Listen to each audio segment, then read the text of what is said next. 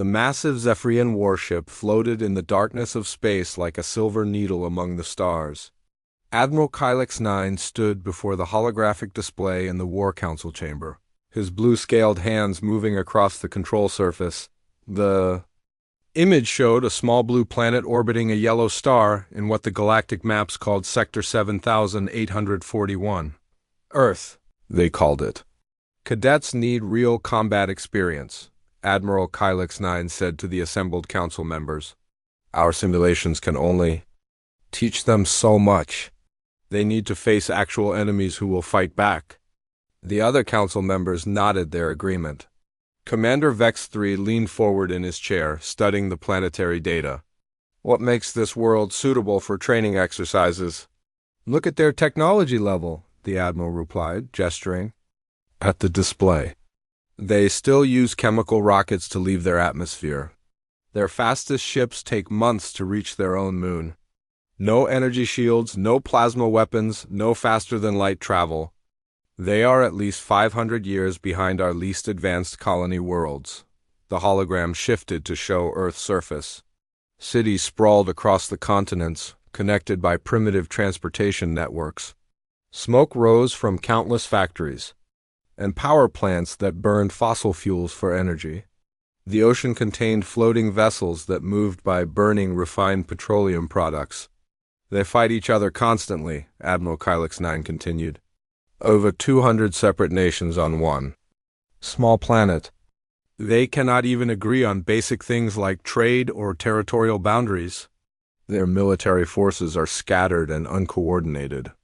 Some regions have nuclear weapons, but others still use gunpowder-based firearms. Council member Zix-12 raised a tentacle in question. What about their population size?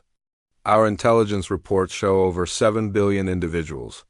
Numbers mean nothing without proper technology and organization, the Admiral answered.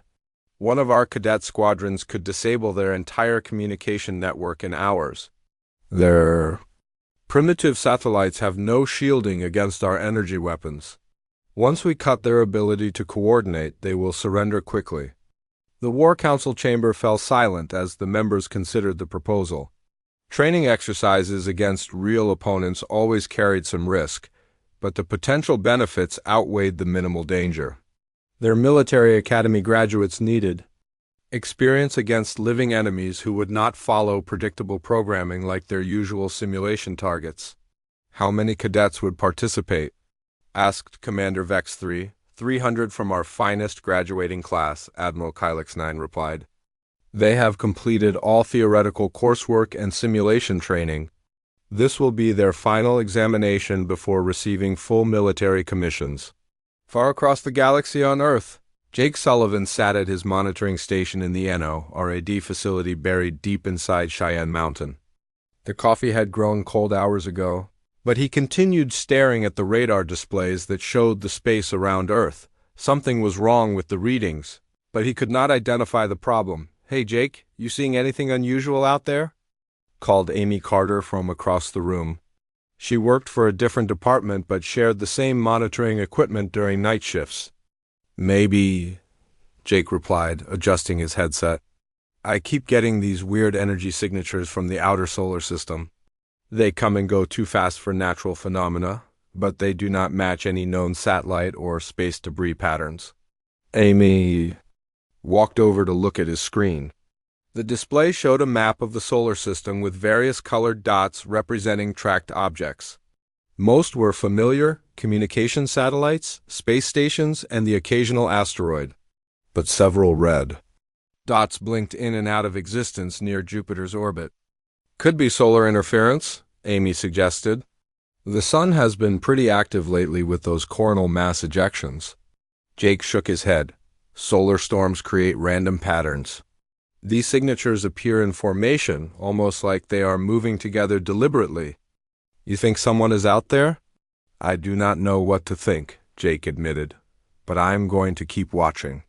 3,000 miles away in Washington, D.C., Colonel Pete Johnson reviewed the daily intelligence briefings in his Pentagon office. Most reports dealt with routine military activities around the world, but one item caught his attention. Observatories in 12 different countries have reported unusual astronomical readings over the past week. Radio telescopes detected structured signals from deep space that did not match any known natural sources. Pete picked up his secure phone and dialed the number for the Extraterrestrial Contact Division. The department had been created after the Roswell incident decades earlier, but had never dealt with anything more exciting than weather balloons and experimental aircraft. "Lieutenant Carter speaking," came the voice on the other end. "This is Colonel Johnson. I'm looking at some reports about unusual space activity. What is your department's assessment?" Amy Carter, who had just returned from the NRAD facility, pulled up her files on the computer. "Sir, we have been tracking intermittent contacts for 6 days now. The signals appear artificial in origin, but we cannot determine their purpose or location with current equipment. Could they be hostile?" "Unknown. Sir, the contacts have not attempted communication on any standard frequencies. They seem to be conducting some kind of scanning or reconnaissance activity." Colonel Johnson felt a cold sensation in his stomach. Reconnaissance usually precedes military action. "Yes, sir, that is our concern as well." Meanwhile, aboard the Zephyrian command ship, Admiral Kylix 9 finalized the training exercise plans. The primitive humans had detected some of their scout ships, but that was expected. Their crude sensors could only glimpse the reconnaissance vessels when they dropped out of stealth mode to conduct detailed scans. "The cadets are excited about finally facing real opponents," reported Commander Vex 3. "They have been studying human military tactics and find them quite amusing." "Amusing how?" the Admiral asked. "They still march in formation during ceremonies. They wear colorful uniforms that make them easy targets. Their weapons fire small metal projectiles instead of energy beams. The cadets think it will be like fighting against historical reenactors." Admiral Kylix 9 smiled, showing rows of sharp teeth. "Perfect. Overconfidence has been the downfall of many promising young officers. Let them underestimate their opponents. Initially, they will learn proper respect for any enemy through direct experience." The holographic display updated to show the final approach vector toward Earth. The training exercise would begin in 72 hours, giving the cadets time to review their assigned objectives and prepare their equipment. Each squadron had specific targets to capture or neutralize, with points awarded based on speed and efficiency. Remember, Admiral Kylix 9 addressed the assembled cadet commanders via communication link. "This is a training exercise designed to test your abilities against unpredictable opponents. The humans will fight back, but they lack the technology to cause serious damage to your vessels. Treat them as a learning opportunity, not as a genuine threat." Back on Earth, Jake Sullivan continued his lonely vigil at the monitoring station. The strange contacts had grown stronger and more frequent over the past day. Whatever was out there was definitely getting closer to Earth. He had filed 3 reports with his superiors, but received only acknowledgments in return. The military bureaucracy moved slowly, especially when dealing with unconfirmed threats. Amy Carter worked late into the night, correlating data from observatories around the world. The pattern was becoming clear. Multiple objects were approaching from different directions, but all would arrive in Earth's vicinity at approximately the same time. That level of coordination suggested intelligence and planning. She picked up the phone to call Colonel Johnson again. This time, she would recommend immediate escalation to the highest levels of government. Whatever was coming toward Earth was not a natural phenomenon, and humanity needed to prepare for the unknown. The Zephyrian training fleet emerged from hyperspace at the edge of Earth's solar system with all the ceremony their military academy could provide. Bright energy displays lit up the darkness as 300 cadet vessels arranged themselves in perfect formation. Flight Commander Zex 7 stood on the bridge of his ship, watching the blue planet grow larger on the main view screen. "Beginning final approach to target world," he announced to his squadron. "Remember, this is a graded exercise.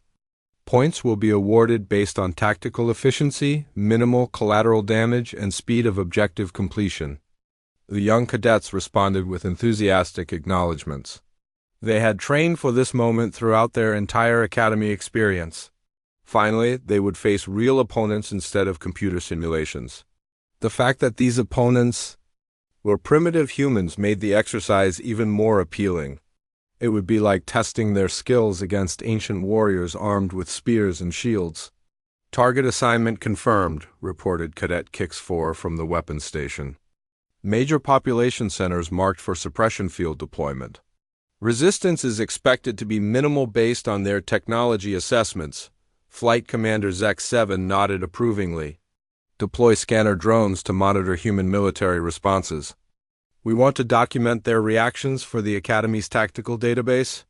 On Earth, Colonel Pete Johnson sat in the emergency briefing room deep beneath the Pentagon. Representatives from every major military power appeared on the secure video links that connected them from around the world. General Carl Bennett had been chosen to coordinate the unprecedented global response to what everyone now accepted was an alien invasion. Satellite tracking confirms at least 300 unknown vessels approaching Earth, reported the officer from NORAD. Their technology is clearly superior to ours. They are using some kind of stealth system that makes accurate counting difficult. What about their intentions? Asked the British representative. Have they attempted any form of communication? Pete Johnson shook his head. No diplomatic signals on any frequency. Their behavior matches standard military reconnaissance patterns. They are scanning our defenses and communication systems. General Bennett studied the tactical displays showing the alien formation. How much time do we have before they reach Earth? Based on current approach speed, approximately 18 hours, came the reply from the tracking station. But, sir, they could accelerate at any time. Their propulsion technology is beyond our understanding. President Harrison joined the conference from the White House Situation Room. General Bennett, I am authorizing Operation Steel Shield. You have full command authority over all military forces worldwide. Do whatever is necessary to protect our planet. Understood, Mr. President, General Bennett replied. All units, begin immediate mobilization. This is not a drill. Captain Lisa Rodriguez received the alert while conducting routine flight operations over the Pacific Ocean, her F-35. Squadron was returning from a training mission when the emergency communication came through her radio. All units, this is command. Report to base immediately. We have a code red situation developing. Copy that, Control, Lisa responded. Eagle Squadron returning to base at maximum speed. She pushed her aircraft to full throttle, wondering what kind of emergency required such urgent recall. The radio chatter from other military units suggested something much larger than the usual terrorist threats or regional conflicts. This sounded like a national security crisis of the highest level. Back at base, Lisa and her pilots received a briefing that would have seemed like science fiction just hours earlier. Alien spacecraft were approaching Earth with what appeared to be hostile intent. The combined military forces of humanity were preparing for the first interplanetary war in history. Your squadron has been selected for first contact protocol, the briefing officer explained. If these visitors have peaceful intentions, we need to establish communication. If they are hostile, we need to assess their capabilities. Lisa felt her heart racing as she climbed back into her fighter aircraft. Her squadron of 12 F-35s represented humanity's most advanced military technology. Against alien spacecraft with faster-than-light travel capability, they might as well be flying paper airplanes. But someone had to make the attempt. The flight to the intercept coordinates took 2 hours. Long-range sensors had detected the alien fleet establishing a perimeter around Earth at approximately 50,000 miles altitude. Lisa's squadron approached at maximum climb rate, broadcasting peaceful greeting messages on all radio frequencies. Unknown spacecraft, this is Captain Rodriguez of the United Earth Defense Force, she transmitted. Please respond on any frequency. We wish to establish peaceful communication. The response came without warning. A brilliant blue energy beam swept across her squadron's flight path, causing every electronic system in her aircraft to shut down. Instantly, the F-35's engines died, leaving her in a powerless glide toward the ground far below. Mayday, Mayday, Lisa called into her radio, forgetting that it no longer functioned. All aircraft, emergency landing procedures. Her training took over as she maneuvered the dead aircraft toward the nearest airfield. The alien energy weapon had not destroyed her plane, merely disabled its systems. That suggested either restraint or precision beyond human understanding. Either possibility was terrifying. Flight Commander Zek-7 watched the primitive human aircraft fall toward their planet's surface with satisfaction.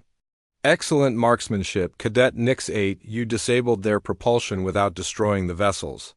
Thank you, sir, the young cadet replied. The humans are even more primitive than our intelligence report suggested. Their aircraft cannot function without electronic systems. Update the tactical assessment, Zek-7 ordered. Human military technology relies entirely on vulnerable electronic components. Standard suppression fields should neutralize their resistance completely.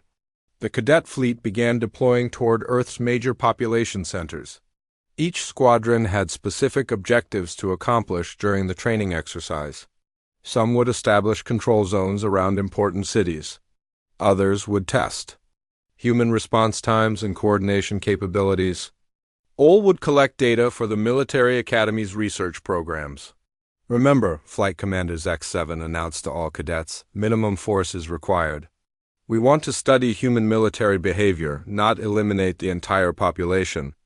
These primitive beings may prove useful for future training exercises. Meanwhile, the emergency session of world leaders continued in the Pentagon's command center. Reports were coming in from around the globe as the alien fleet positioned itself for what appeared to be a coordinated attack on major cities. They have demonstrated superior technology by disabling our interceptor aircraft, General Bennett reported. Captain Rodriguez's squadron made emergency landings, but all personnel survived.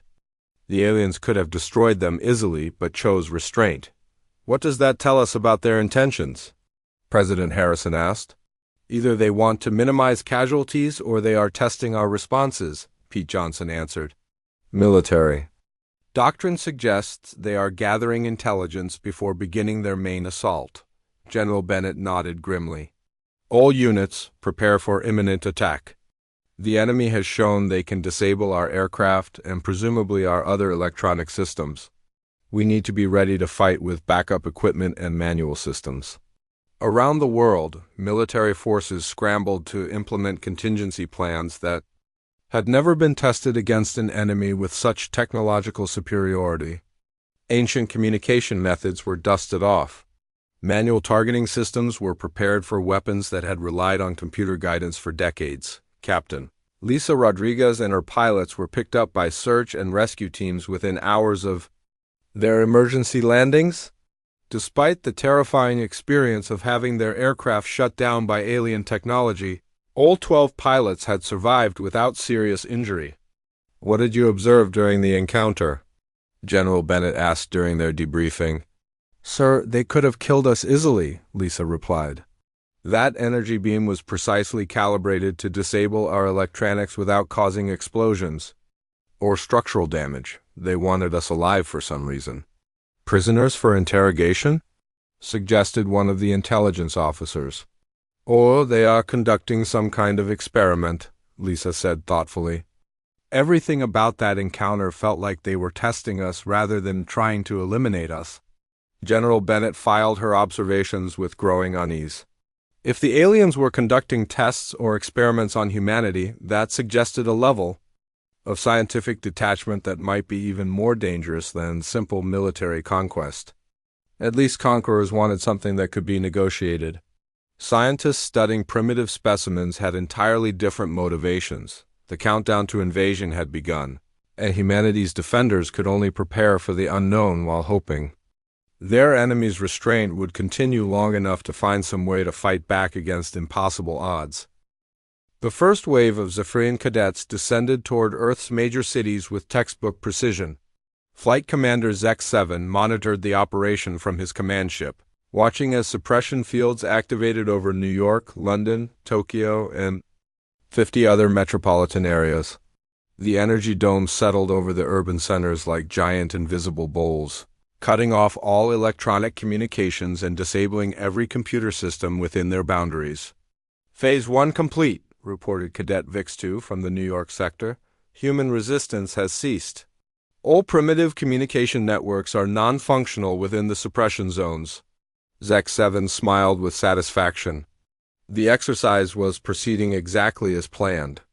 According to their tactical manuals, primitive civilizations always surrendered immediately when faced with superior technology. The humans would probably send out representatives with white flags within the next few hours, but in downtown Chicago, Sergeant Danny Cooper crouched behind the wreckage of an overturned police car, watching alien patrol craft glide silently through the empty streets. The suppression field had shut down every electronic device in the city, from cell phones to car engines to traffic lights. Most civilians had fled to the countryside, leaving the urban core to small groups of military personnel who had remained behind to observe the enemy. "Radio check," Danny whispered into his handheld unit. "Cooper, this is base," came the crackling reply. "We read you 5 by 5. Danny grinned despite the desperate situation. The alien suppression technology only affected certain frequency ranges. Human military radios operating on older, simpler circuits could still function if properly shielded. The enemy had made their first mistake by assuming all human technology worked the same way. "Visual on enemy patrol," Danny reported. 2 aircraft moving east along Michigan Avenue. They appear to be conducting reconnaissance sweeps every 30 minutes. "Copy that, Cooper. Continue observation and report any changes in their patterns." The alien patrol craft moved with lazy confidence, their pilots clearly unconcerned about potential threats from the supposedly disabled human forces. Danny noted their flight altitude, speed, and the intervals between sweeps. Information was the most valuable weapon humanity possessed against these technologically superior invaders. 2,000 miles away in Colorado, Major Kate Williams studied tactical displays in the underground command bunker at Cheyenne Mountain. The facility's hardened electronics had survived the suppression fields, allowing military leaders to maintain contact with observation teams in the affected cities. "Sir, we are getting consistent reports from all urban zones," she told General Bennett. "The enemy is conducting routine patrols but showing no urgency about securing their control areas. They act like they expect immediate surrender." "What about their defensive measures?" the general asked. "Minimal," Kate replied. "Their aircraft have energy shields that can deflect small arms fire, but they have not deployed ground forces or established fortified positions. They seem to believe the suppression fields are sufficient to maintain control." General Bennett studied the intelligence reports with growing interest. The aliens were making fundamental errors in military occupation doctrine. They had disabled human technology in the major cities, but they had not secured the surrounding areas or cut off escape routes. Most importantly, they had not established supply lines or prepared for extended operations. "They are fighting like this is a training exercise," he realized aloud, "not a real invasion." Meanwhile, Flight Commander Zek-7 was beginning to have doubts about the human response. According to Zephyrian military theory, primitive species always reacted to technological suppression with either immediate surrender or panic-driven flight. The humans were doing neither. "Cadet Kix-4, report on civilian behavior in your sector," he requested. "Sir, the primitive inhabitants evacuated the suppression zone in an organized manner," came the reply. "They used manual transportation methods to relocate to areas outside our operational perimeter. No signs of panic or social collapse." Zek-7 frowned.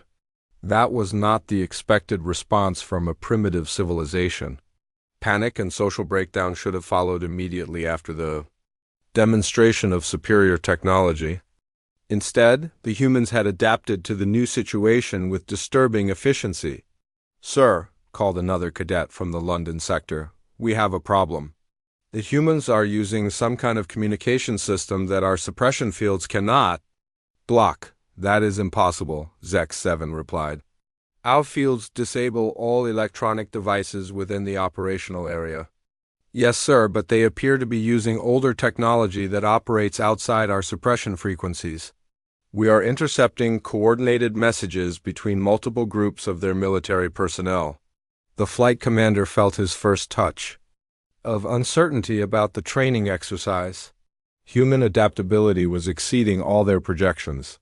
The Academy instructors had assured them that primitive species relied entirely on their most advanced technology. When that was removed, they became helpless. In Chicago, Danny Cooper had discovered something even more interesting than the aliens' patrol patterns. Their energy weapons required recharge cycles between uses. He had watched one aircraft fire at an abandoned building, then observed a 12-minute interval before it fired again during the next patrol sweep. "Base, this is Cooper," he radioed. "Enemy weapons appear to have limited power capacity.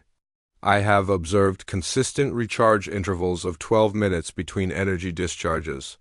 "Confirmed, Cooper. We are receiving similar reports from other observation teams. Continue monitoring and maintain position." Danny smiled grimly. Every piece of information about enemy capabilities brought humanity one step closer to finding a way to fight back.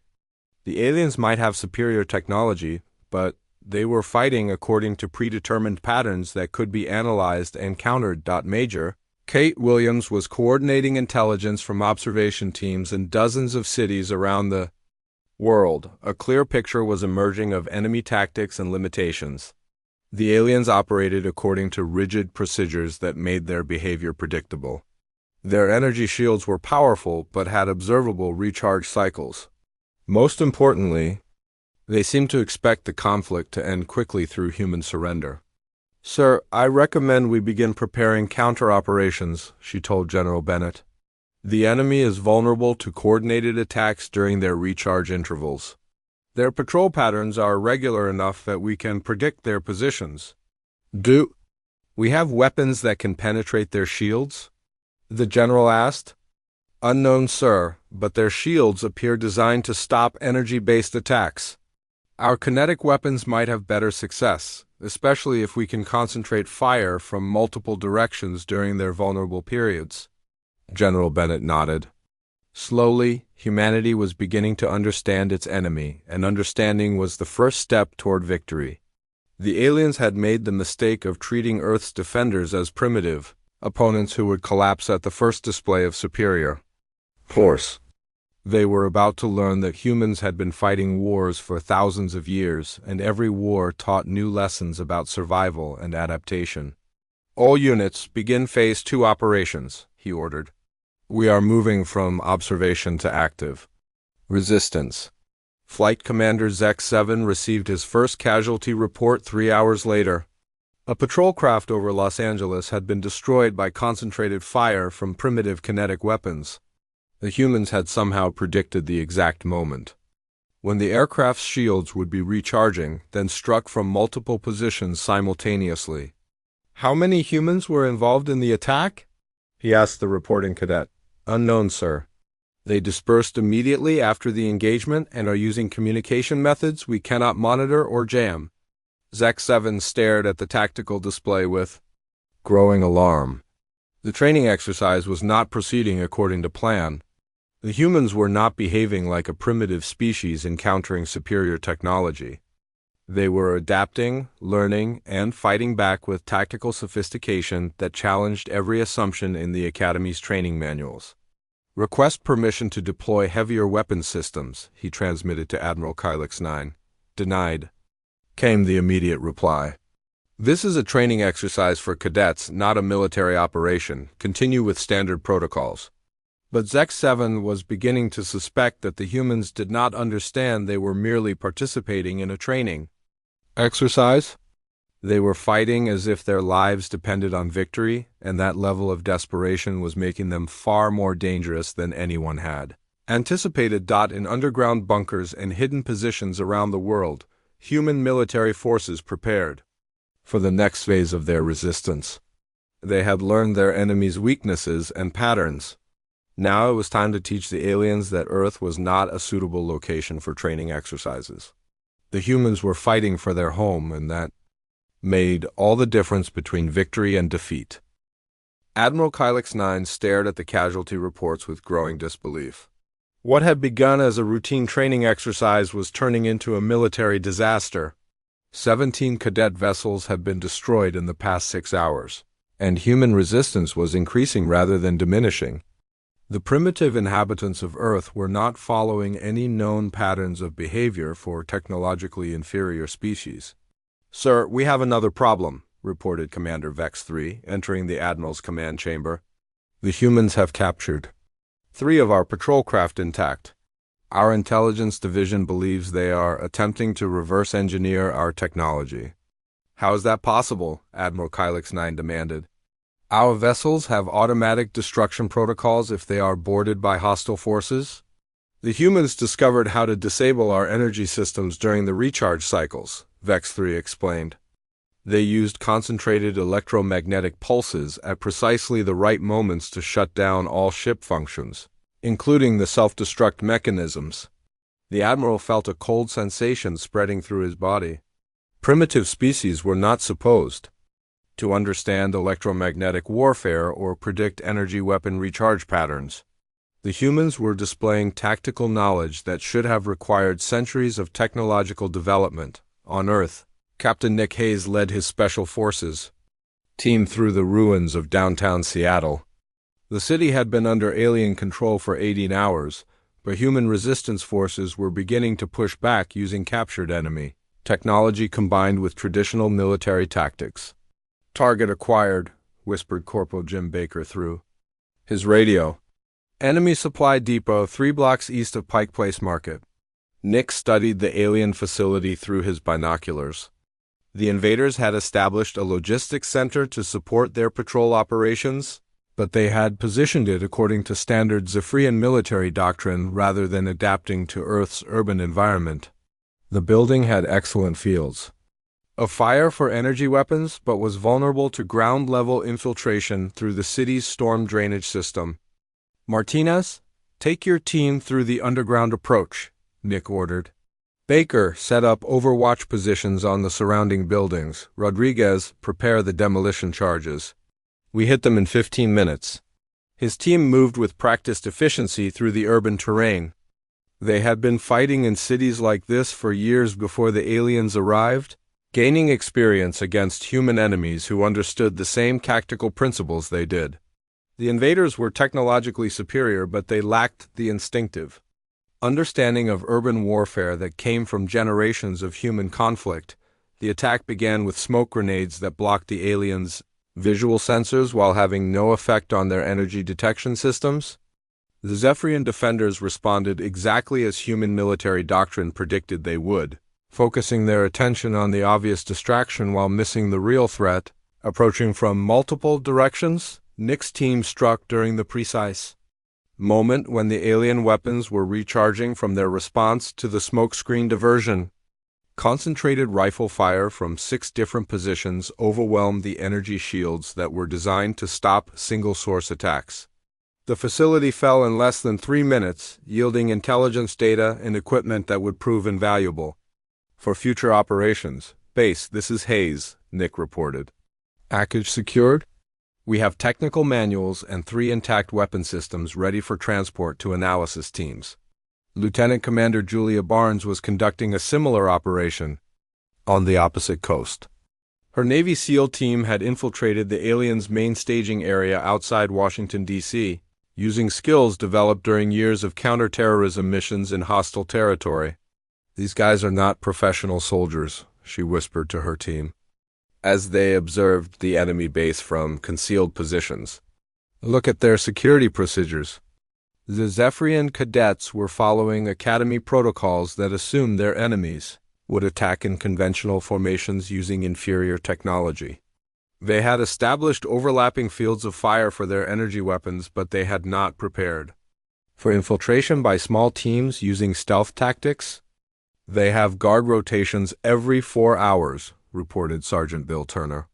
"But they leave a 15-minute gap when the shifts change because they conduct formal ceremonies instead of maintaining continuous coverage?"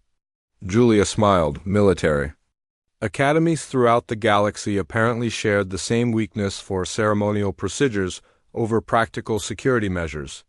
Human special forces had learned long ago that ceremonies were excellent opportunities for enemy action. Wait for the next shift change, she ordered. We go in during their ceremony and extract intelligence on their command structure. The SEAL team moved through the alien base like ghosts, avoiding detection by staying below the sight lines of guards, who were trained to watch for conventional military approaches. They reached the command center during the formal change of guard ceremony, when all personnel were focused on military protocol rather than security awareness. The intelligence they captured revealed something that changed everything. The aliens were not conducting a military invasion. They were military academy cadets conducting a training exercise, complete with performance evaluations and tactical critiques. Earth had been chosen as a target because it was considered harmless and primitive. Base, this is Barnes, Julia transmitted after her team had safely withdrawn. You need to hear this intelligence immediately. These are not enemy soldiers, they are students. The revelation spread through human command centers around the world within hours. If these were merely cadets conducting training exercises, what capabilities did the full Zephyrian military possess? The question was both terrifying and encouraging. Terrifying because it suggested humanity faced enemies with capabilities beyond imagination. Encouraging because it meant they were currently fighting the least experienced members of the alien military. General Bennett called an emergency strategy session as soon as the intelligence reports were confirmed. Ladies and gentlemen, we are dealing with military academy graduates conducting their final examinations. That explains their rigid adherence to textbook tactics and their surprise at our resistance. Sir, what does this mean for our defensive operations? Asked Major Kate Williams.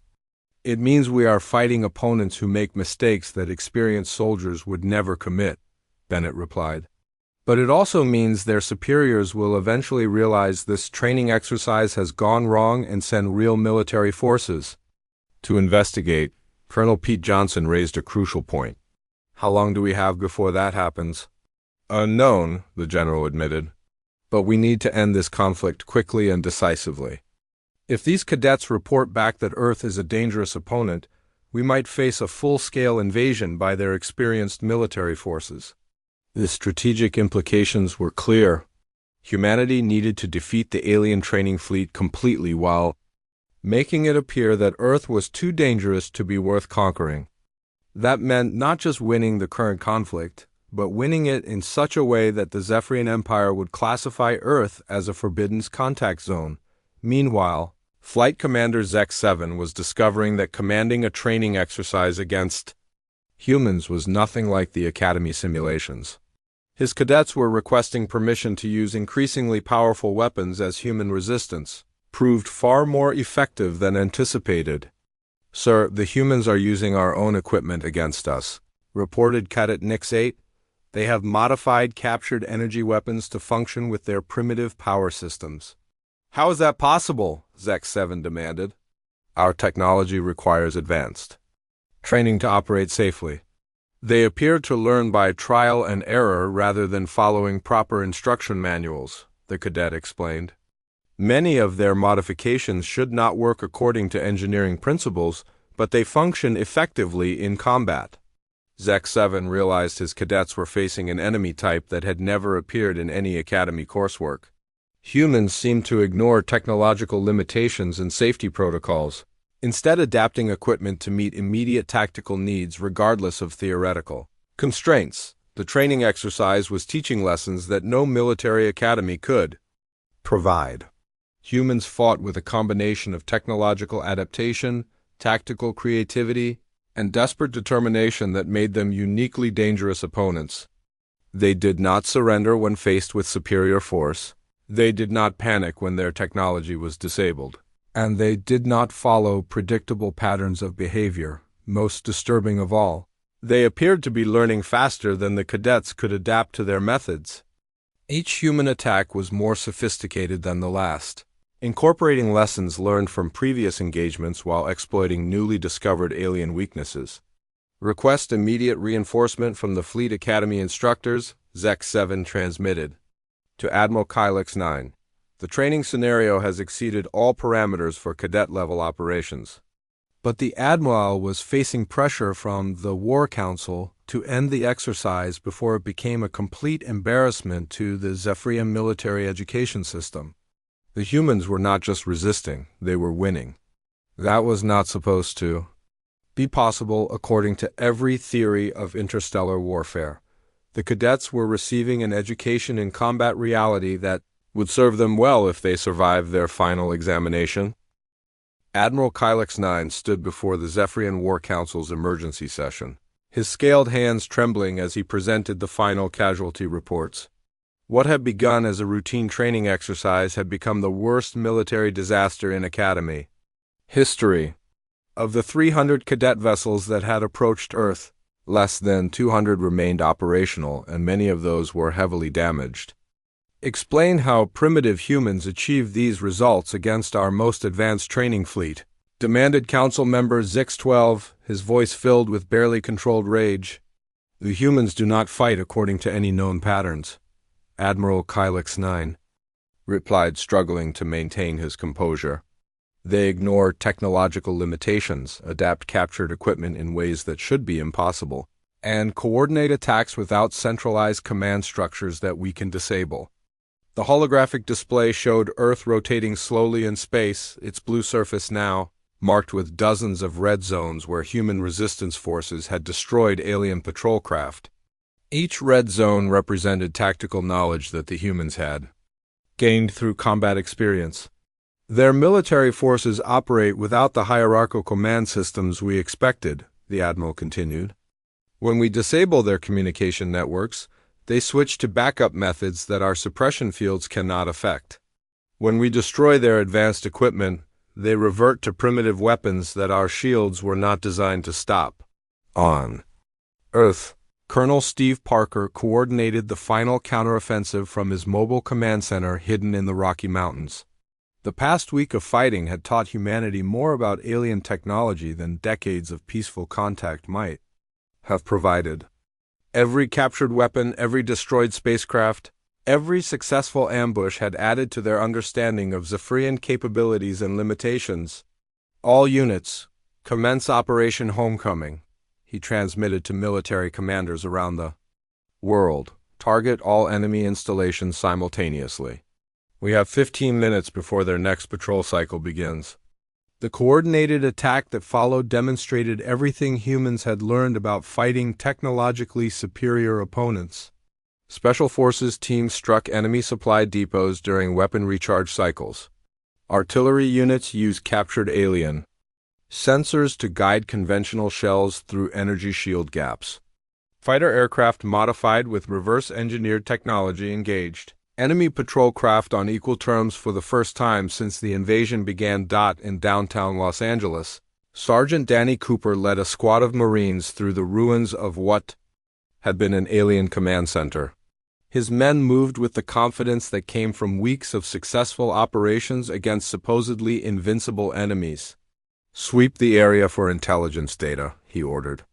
Anything that looks like technical manuals or communication equipment gets priority recovery. Private Tony Martinez discovered something more valuable than technical data in the wreckage. A Zephyrian cadet's personal journal, written in symbols that human linguists had partially decoded from captured communications equipment. Sarge, you need to see this, Martinez called. It looks like a diary or something. Danny studied the alien text with growing amazement as he translated the entries using their improvised symbol dictionary. The journal described the writer's excitement about participating in a training exercise against primitive opponents who were expected to surrender immediately. Later entries revealed growing confusion and fear as human resistance proved far more effective than anyone had anticipated. These kids thought this was going to be easy, Danny realized. They came here expecting to fight helpless primitives, and instead they found an enemy that learns from every engagement. The psychological impact of fighting humans was clearly documented in the journal entries. The young alien described nightmares about human soldiers who appeared from nowhere, struck with deadly precision, and vanished before counterattacks could be organized.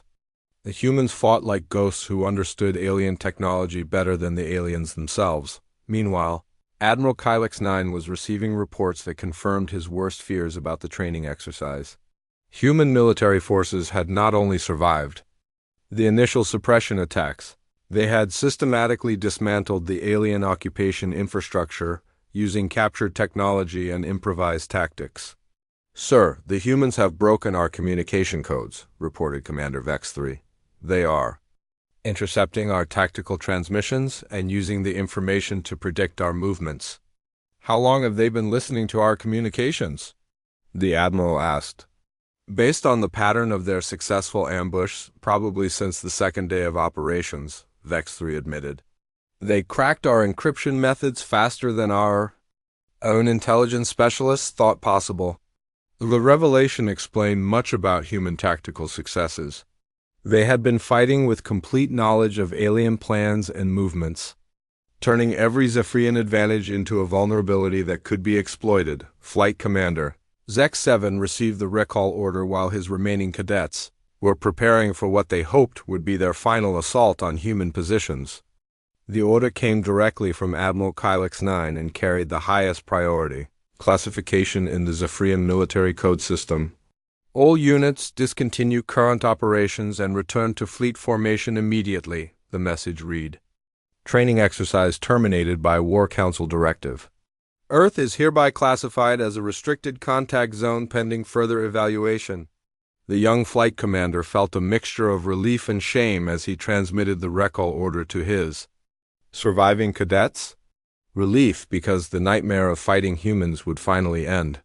Shame because they were retreating from opponents they had been taught to consider primitive and harmless. "Sir, what do we tell the Academy instructors about our performance during the exercise?" asked Cadet Kix 4. "We tell them the truth," Zek 7 replied grimly. "Humans are not suitable opponents for training exercises. They fight like their lives depend on victory, and that makes them more dangerous than any enemy we were taught to expect." The Zephyrian fleet began its withdrawal from Earth's solar system with none of the ceremony that had marked their arrival. The remaining vessels bore the scars of combat against an enemy that should not have been able to inflict such damage. Many carried wounded cadets who would remember their encounter with humanity for the rest of their lives. General Carl Bennett watched the alien fleet depart through the observation windows of his command center. Satellite tracking confirmed that all enemy vessels were leaving Earth's vicinity at maximum speed, suggesting they had no intention of returning in the immediate future. "Sir, what do we do now?" asked Major Kate Williams. "They could come back with their experienced military forces. Then we will be ready for them," Bennett replied. "We have captured enough alien technology to reverse engineer their basic systems. More importantly, we have proven that humans can fight and win against technologically superior opponents." The victory celebration that followed was tempered by the knowledge that humanity had faced only military academy students during their first interstellar war. The real test would come if the Zephyrian Empire decided to send experienced soldiers to investigate what had happened to their training fleet. But for now, Earth belonged to humans, and the galaxy had learned that calling Earth a training exercise was the worst mistake any alien civilization could make. The humans had passed their own test, proving that their greatest strength was not their technology but their refusal to accept defeat under any circumstances. In the classified files of the Zephyrian War Council, Earth received a new designation that would be passed down through generations of military planners. The small blue planet in Sector 7841 was marked with symbols that meant "do not engage" and "extreme caution required." The humans had taught the galaxy's most advanced military academy that some species were too dangerous to use for training exercises. The lesson had been written in the wreckage of spacecraft and the memories of cadets who had discovered that primitive did not mean helpless. Earth would remain undisturbed by alien visitors for many years to come, protected by a reputation earned through combat against impossible odds. The humans had won their first interstellar war not through superior technology, but through superior determination and the willingness to fight for their home regardless of the cost. Admiral Kylix 9's final report to the War Council contained A single recommendation that would shape Zephyrian military policy for decades to come. Humans should never again be considered for military training exercises or conquest operations. They represent a unique evolutionary development in warfare that makes them unsuitable opponents for academic instruction. The report was classified at the highest level and distributed to every military academy in the Empire.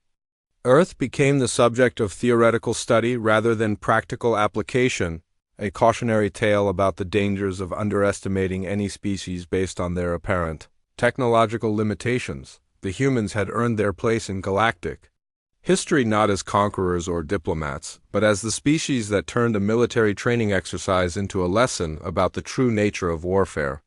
They had proven that victory belonged not to those with the best technology, but to those with the strongest will to survive.